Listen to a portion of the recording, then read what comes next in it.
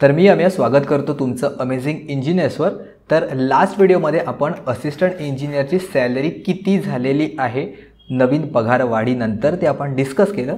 तर त्याच व्हिडिओखाली बऱ्याच मुलांच्या कमेंट्स होत्या की सर ITI साठी पण तुम्ही सांगा किंवा विद्युत सहाय्यकसाठी जी एक्झाम वगैरे होणार आहे त्यानंतर जॉइन झाल्यानंतर आम्हाला किती सॅलरी होईल किंवा ओव्हरऑल विद्युत सहाय्यकची सॅलरी किती आहे। तर ह्या बाबतीत आपण डिस्कस केलं नाही। जसं असिस्टंट इंजिनियरसाठी आपण कंप्लीट सॅलरी स्लिप डिस्कस केली होती, काय काय अलाउन्सेस वगैरे आहेत। तर आजच्या व्हिडिओमध्ये आपण असिस्टंट टेक्निशियन म्हणजे विद्युत सहाय्यकची सॅलरी किती होईल, आधीपेक्षा किती वाढू शकते, त्या सगळ्या गोष्टी आपण डिस्कस करूया। ठीक आहे, तर इथे सॅलरी स्लिप आहे, त्याच्यामध्ये या सगळ्या इम्पॉर्टंट ज्या गोष्टी आहेत, पर्सनल गोष्टी त्या मी हाईड केलेल्या आहेत। तर आता बेसिक पे सगळ्यात पहिल्यांदा बघू शकता, इथे तुम्ही 30,235 आहे। तर एवढा तर आपल्याला नसणार आहे, जॉईनिंग झाल्या ती पे स्केल आहे ओल्ड रिवाइज व्हायच्या आधी 25,880, म्हणजे जेव्हा तुम्ही लागला असता तेव्हा तुम्हाला 25,880 एवढा बेसिक पे असता परमनंट झाल्यानंतर। त्याच्या आधी 3 वर्ष आपली कॉन्ट्रॅक्च्युअल बेसिसवर असणार आहे, पण एकदा परमनंट झाल्यानंतर तुम्हाला हा बेसिक पे असता। ओके, त्याच्यासोबत काय काय अलाउन्सेस आहेत, म्हणजे हा स्टार्टिंगला बेसिक पे आहे, त्यानंतर DA म्हणजे डिअरनेस अलाउन्स जो आता सध्या 46% आहे, पण न्यू GR अकॉर्डिंग तो 50% होऊन जाईल, म्हणजे जुलैपासून तो लागू होण्यात येईल। HRA असतो तो आपला 9%, 27 आणि 9%, 18% आणि 27% होता। जो आता DA आहे तो 50% झाल्यानंतर हा रिस्पेक्टिव्हली 10%, 20% आणि 30% होईल। काय HRA house rent allowance depend करतो वेगवेगळ्या ठिकाणी। आणि त्यानंतर हे जे खाली आहे ते आपले सगळे अलाउन्सेस आहे। ओके, तर हे मोस्टली सगळ्यांना कॉमनच असतील। मेजर डिफरन्स आहे तो आपला HRA अकॉर्डिंग, की तुमचं कुठल्या लोकेशनवर आहे त्या अकॉर्डिंग गोष्टी चेंजेस होतात। आणि जर तुम्ही नाईट शिफ्ट वगैरे केल्या असेल तर त्या अकॉर्डिंग तुम्हाला एक्स्ट्राचा अलाउन्सेस इथे मिळेल। जर नाईट शिफ्ट नसेल केली तर हा तुम्हाला अलाउन्स एक्स्ट्रा मिळणार नाही, पण असिस्टंट टेक्निशियनला हे रिमेनिंग येते, सॅलरी मिळते। तर या 30,000च्या अकॉर्डिंग एवढी सॅलरी इथे बनलेली आहे। टोटल ग्रॉस सॅलरी ज्याला म्हणतो, ग्रॉस म्हणजे याच्यामध्ये काही डिडक्शन नसतं। तर ग्रॉस आणि इन हँडमध्ये काय फरक आहे आता हे तुम्ही बघू शकता, इथे टोटल लिहिलं आहे, म्हणजे हे ग्रॉस सॅलरी आहे। आणि टेक होम पे म्हणजे हे तुम्ही डिडक्शन नंतरचे जे तुम्हाला इन हँड सॅलरी म्हणतो, त्याच्यानंतर इथे जे राईट साईडला आहेत ते आपले टोटल डिडक्शन्स आहेत। तर त्याच्यामध्ये PFचं कॉन्ट्रीब्युशन असतं, त्यानंतर इथे VPF आहे म्हणजे व्हॉलेंटरी PF, म्हणजे तुम्ही स्वतःहून जर तुम्हाला इन्व्हेस्टमेंट पॉईंट ऑफ व्ह्यू जर तुम्हाला कट करायचे असतील तर ते तुम्ही कट करू शकता, ते तुम्हाला नंतर मिळतात। पण as a investment point of view तुम्ही कितीही अमाऊंटी टाकू शकता त्याच्यामध्ये। त्यानंतर मध्ये बऱ्याच गोष्टी आहेत। आणि त्यानंतर मेडिक्लेम कंट्रीब्युशन जे सगळ्यांना सेमच आहे, कुठल्याही क्लाससाठी असलं तरीसुद्धा। तर मेडिक्लेमचे सुद्धा कटिंग वगैरे होते ह्याच्यामध्ये। तर डिडक्शन नंतर तुम्हाला किती सॅलरी येते ते तुम्हाला इथे मिळेल।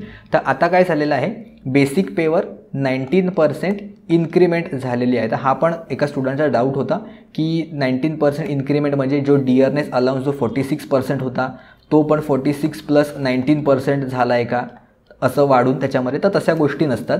जो डिअरनेस अलाउन्स DA आणि जो HRA असतो तो ह्या बेसिक पेच्या 46%, 50% किंवा जे 9%, 10% असतो तो। आणि जी इन्क्रीमेंट झाली आहे ना ती फक्त ह्याच्या पर्सेंटेजमध्ये वाढली, म्हणजे ही जी सॅलरी असेल ना, जे बेसिक पे जो 25,880 जो होता त्याच्यामध्ये +19%नी इन्क्रीमेंट झाली।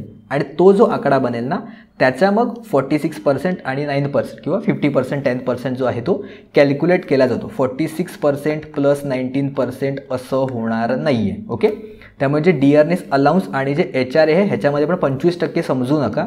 ह्या ज्या दोन गोष्टी असतात त्या बेसिक पेवर कॅल्क्युलेट केले जातात, बेसिक पेच्या पर्सेंटेजमध्ये असतात। आणि हे तिघंजणं सोडून जे कोणी उरलेले आहेत अलाउन्सेस त्याच्यामध्ये 25%ने वाढ केलेली आहे आणि बेसिकमध्ये फक्त 19%ने वाढ केली। तर किती होतील ते आपण सगळं एक एक करत कॅल्क्युलेट करत जाऊया। ओके, तर टेंटेटिव्हली आता परत हे होतं की हे 25,880 जो आहे आकडा, त्यानंतर इथे काय दिलेलं आहे ह्याच्यामध्ये डाऊट असतो की हा नंबर काय असतो। ठीक आहे, तर इयरली इन्क्रीमेंट होत असतं आपलं, हे इथे लिहिलं तुम्हाला नेक्स्ट इन्क्रीमेंट डेट। तर इयरली इन्क्रीमेंट होत असतं, म्हणजे हा जो बेसिक पे आहे तो दरवर्षी ह्या जो सेकंड आकडा दिलेला असतो त्याने वाढत असतो। म्हणजे 25,880 हा एक पहिल्या वर्षासाठी असेल, त्यानंतर नेक्स्ट इयरला तुमच्या बेसिकमध्ये 505 ॲड होतील, ते वाढत जातील जोपर्यंत तुमचा बेसिक पे 28,405 होत नाही। म्हणजे 25,880 प्लस नेक्स्ट इयरला तुमचा होईल इथे 505 ह्याच्यामध्ये ॲड होतील, तर हा जो का टोटल बनेल त्याच्यामध्ये परत 505 ॲड होतील सेकंड इयरला, त्यानंतर परत ह्याच्यामध्ये 505 ॲड होतील. असं होत होत जोपर्यंत ते 28,405 होत नाही तोपर्यंत हे 505च्या हिशोबानेच वाढत असेल. आणि त्यानंतर जेव्हा 28,405 होईल, 28,405 झाल्यानंतर नेक्स्ट इयरपासून मग 610 रुपये ह्या बेसिकमध्ये इन्क्रीमेंट होत जाईल अप टू धिस नंबर. त्यानंतर परत 710 रुपये ह्याच्यात ॲड होत जातील अप टू धिस नंबर, किंवा त्यानंतर दर 5 वर्षाने पे रिव्हिजन होतं जसं आत्ता झालेलं आहे. तर त्या अकॉर्डिंग ह्या गोष्टी चेंजेस होऊ शकतात. ठीक आहे, तर हे बेसिक तुम्हाला एक आयडिया द्यायची होती, त्यावरून पे स्लिप तुम्हाला दाखवली. आता तुम्ही जॉईन झाल्यानंतर काय होणाऱ्या गोष्टी ते आपण आता एक एक करत डिस्कस करूया. तर कॉन्ट्रॅक्ट पिरियडमध्ये आपलं जर तुम्ही सॅलरी आपलं ॲडव्हर्टाइजमेंट बघितली असेल तर त्याच्यामध्ये होती तुम्हाला सगळ्यात पहिल्यांदा 15K, सेकंड इयरला तुम्हाला 16K कॉन्ट्रॅक्ट बेसिसमध्ये असताना, आणि त्यानंतर 17K ह्याच्यामध्ये तुम्हाला इन्क्रीमेंट होईल. तर कॉन्ट्रॅक्ट बेसिसवर जसं आत्तापर्यंत डिसाईड झालं आहे त्या अकॉर्डिंग तुम्हाला प्रत्येक ह्याच्यामध्ये प्रत्येक वर्षी कॉन्ट्रॅक्ट बेसिसवर असताना 5Kची इन्क्रीमेंट होईल असं आत्तापर्यंत तरी समजून आलेलं आहे ज्या गोष्टी आहेत त्या अकॉर्डिंग. त्यामुळे तुम्ही जॉईन झाल्यापासून तुम्हाला जो सॅलरी असेल ती 20K, त्यानंतर 21K आणि ह्याच्यामध्ये 22K जसं मेसेज आलं आहे सर्क्युलेट झालं त्या अकॉर्डिंग तरी हा असाच माझ्या अकॉर्डिंग असंच कॅल्क्युलेशन होईल जे कॉन्ट्रॅक्ट बेसिसवर आहे तोपर्यंत. तुम्ही विद्युत सहाय्यक म्हणून जेव्हा जॉईन कराल पहिल्या वर्षी तुम्हाला 15,000 मिळणार होते, त्याच्यामध्ये आता प्रत्येक वर्षी 5,000 ॲड केलेले आहेत. म्हणजे तुम्हाला पहिल्या वर्षी 20,000 मिळतील, दुसऱ्या वर्षी 21,000 मिळतील आणि तिसऱ्या वर्षी तुम्हाला 22,000 मिळतील कॉन्ट्रॅक्ट बेसिसवर असताना. आणि त्यानंतर परमनंट झाल्यानंतर काय होतील त्या आपण गोष्टी डिस्कस करूया. तर बेसिक पेवर इनिशियली सॅलरी आपण बघितली, इनिशियल जो काय बेसिक पे होता तो होता 25,880 करेक्ट. तर ह्याच्यामध्ये आपण एक्स्ट्रा 19% ॲड केले. ओके, तर तुमचा ॲप्रॉक्झिमेटली सांगतो मी हा होईल 30,800. ओके, राऊंड फिगर केलेली आहे कॅल्क्युलेशनसाठी बरं पडेल त्या अकॉर्डिंग. त्यानंतर DA आता 50% झालेलं आहे. महाराष्ट्र शासनाचं सर्क्युलर पण आलेलं आहे, तर त्यामुळे जुलैपासून हे लागू होईल. तर त्यामुळे 50%च्या हिशोबानेच कॅल्क्युलेट करू मी तुम्हाला सांगतो. 30,800 जर आपण 50% काढलं तो होतो तो 15,400. ओके, बेसिकचा नेहमी 50% आपण कन्सिडर करतो आणि HRME 10%च्या अकॉर्डिंगच कन्सिडर करतो जो मिनिमम आहे तो. काही जणांना 20% 30% सुद्धा मिळेल जर लोकेशन चांगलं आलं तर, पण सध्या आपण मिनिममच कन्सिडर करूया की मिनिमम किती येऊ शकतो ते. तर 10% किती होईल याचा 3,080. ओके, जो बेसिक पेचा 10% 3,080. आणि अलाउन्सेस जर आपण ओव्हरऑल कॅल्क्युलेट केले तर 2,500 ते 3,000च्या आसपास तुमचं इनिशियली होता. ओके, 2,500 ते 3,000च्या आसपास होता, जो इन्क्रीमेंट झाल्यानंतर एक 2,325 किंवा अप्रॉक्झिमेटली आपण 4,000च्या आसपास कन्सिडर करू शकतो. ओके, तर रफ आयडिया देतो मी तुम्हाला एक ओव्हरऑल किती होऊ शकतं ते अंदाजे मी सांगतो आहे. तर ह्याच्या अकॉर्डिंग मिनिमम 10% HRच्या अकॉर्डिंग जर आपण कन्सिडर केलं तर तुमची 52K to 53K एवढी तुम्हाला हातात येऊ शकते जर आपण 10% एवढा ग्रॉस सॅलरी कन्सिडर करतो. मी ग्रॉस सॅलरी इथे लिहितो तुमचा किती होऊ शकतो टोटल सांगतो आहे.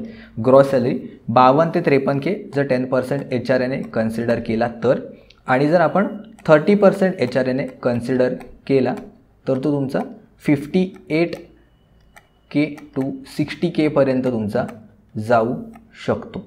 ओके, तर हे टेंटेटिव्ह ग्रॉस सांगतो आहे. जर डिडक्शन्स वगैरे कट केले तर या गोष्टी कमी होतील इन हँड सॅलरी, पण हा एवढा तुम्हाला पे रिव्हिजन नंतर तुम्हाला as a assistant technician after 3 years म्हणजे तुमचे 3 वर्ष कॉन्ट्रॅक्टची झाल्यानंतर तुम्हाला एवढ्या गोष्टी येथे मिळून येतील. ठीक आहे, तर आत्ता कॅल्क्युलेशनच्या अकॉर्डिंग ह्या गोष्टी येत आहेत. आय होप तुम्हाला एक बेसिक आयडिया आली असेल काय काय आहेत त्या गोष्टी. 3 वर्ष कॉन्ट्रॅक्टमध्ये 5K इन्क्रीज झालेले आहे आणि असिस्टंट टेक्निशियनमध्ये जेव्हा तुम्ही जॉईन कराल 3 वर्षानंतर तेव्हा तुमची जी सॅलरी आहे ती इथे तुम्हाला दिसून येईल काय काय आहेत त्या गोष्टी. ठीक आहे, याच्या व्यतिरिक्त तुम्हाला काय डाऊट असेल विचारू शकता. प्रिपरेशन करायचं असिस्टंट टेक्निशियनसाठी तर टेस्ट सिरीज आपली लवकरात लवकर येणार आहे. काम सध्या जोरात सुरू आहे असिस्टंट टेक्निशियन म्हणजे विद्युत सहाय्यकसाठी किंवा डिफरंट टेक्निशियन एक्झाम्ससाठी. जर तुम्हाला माहिती नसेल फर्स्ट टाईमच तुम्ही आपल्या चॅनलवर आला असाल तर आपलं ॲपसुद्धा आहे, ते तुम्ही डाउनलोड करू शकता. टेस्ट सिरीज आपली इकडेच अमेझिंग इंजिनियर्स या ॲपवरच येईल. आणि सोबतच जर तुम्ही तयारी करत असाल तर आपण यूट्यूबवर ऑलरेडी क्रॅश कोर्स येथे चालू केलेला आहे असिस्टंट टेक्निशियनसाठी. ते महाट्रान्सको असू दे किंवा महाडिस्कॉमसाठी असू दे, तर एक एक करत व्हिडिओ आपण अपलोड करत जाऊया.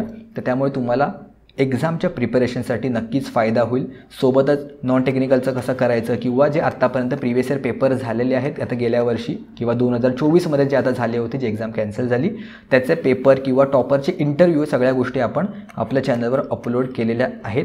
सगळ्या लिंक तुम्हाला खाली डिस्क्रिप्शनमध्ये मिळेल. आपला टेलिग्रामचा ग्रुपसुद्धा जॉईन करा, जिथे लवकरात लवकर मी अपडेट देत असतो. ठीक आहे. तर आय होप तुम्हाला आजची व्हिडिओ हेल्पफुल वाटली असेल, आवडली असेल तर मित्रांपर्यंत शेअर करा जे एक्झामसाठी प्रिपेअर करत आहेत आणि ज्यांना टेस्ट सिरीज वगैरे परचेस करायचे आहे. तर लवकरात लवकर येईल. फ्री इनिशियली मी टेस्ट पण ठेवीन, जेणेकरून तुम्हाला आयडिया येईल की काय लेवलचे क्वेश्चन्स आहेत किंवा कशा लेवलचं सोल्युशन आम्ही प्रोव्हाइड केलेलं आहे ते. ठीक आहे. तर आजच्या व्हिडिओमध्ये एवढंच. भेटूया आपण पुढच्या व्हिडिओमध्ये कोणत्या नवीन टॉपिकसोबत.